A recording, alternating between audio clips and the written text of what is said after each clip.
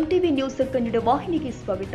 ಬಿಸಿಲೆ ಬಸ್ ಅಪಘಾತ, ಗಾಯಾಳುಗಳನ್ನ ಸಾಗಿಸ್ತಾ ಇದ್ದ ಆಂಬ್ಯುಲೆನ್ಸ್ಗೆ ಅಡ್ಡ ಬಂದು ಹುಚ್ಚಾಟ ಮೆರೆದ ಸ್ಕೂಟಿ ಸವಾರ. ಬಿಸಿಲೆ ಘಾಟ್ನಲ್ಲಿ ನಡೆದ ಬಸ್ ಅಪಘಾತದಲ್ಲಿ ಸುಮಾರು 20ಕ್ಕೂ ಅಧಿಕ ಪ್ರಯಾಣಿಕರು ಗಾಯಗೊಂಡಿದ್ದು ಹಲವರನ್ನ ವಿವಿಧ ಆಸ್ಪತ್ರೆಗೆ ಸಾಗಿಸಲಾಗಿದೆ.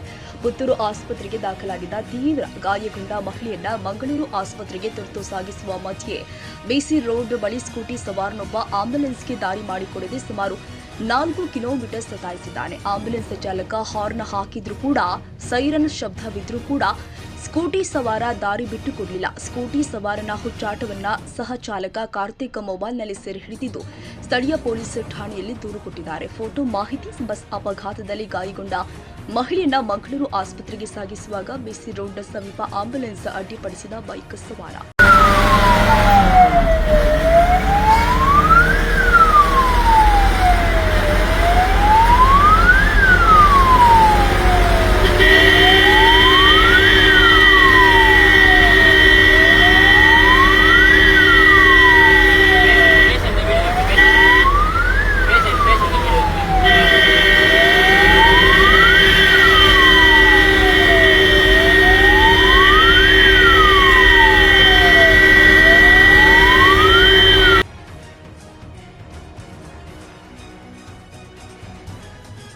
ತಾಜಾ ಸುದ್ದಿಗಾಗಿ ಎಂಟಿವಿ ನ್ಯೂಸ್ 24x7ಗೆ ಸಬ್ಸ್ಕ್ರೈಬ್ ಮಾಡಿ ಮತ್ತು ಬೆಲ್ ಐಕಾನ್ ಅನ್ನು ಒತ್ತಿ. ತಪ್ಪದೇ ಲಿಂಕ್ ಶೇರ್ ಮಾಡಿ.